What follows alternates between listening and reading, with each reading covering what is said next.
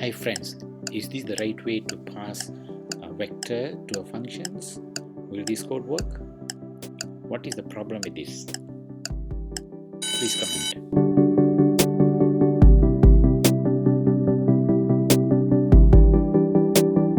There is no problem, the code will work, but it's not a good approach when you pass that vector into a function, since it copy the entire content of the vector. If you don't use reference, it will copy.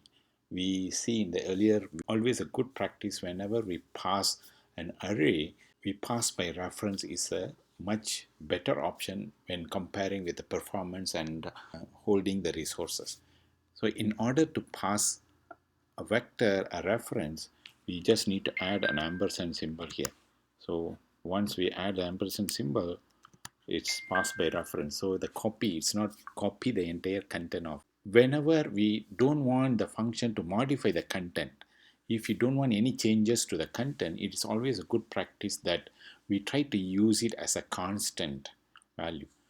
For example, if I modify the content here, if I vector of 0 equal to 50, and I try to run the code, it will modify the content of the vector array.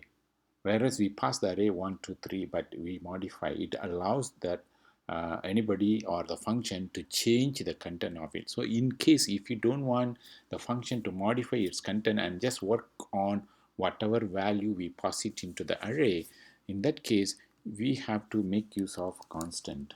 So constant, in a sense, it won't do any changes to the vector.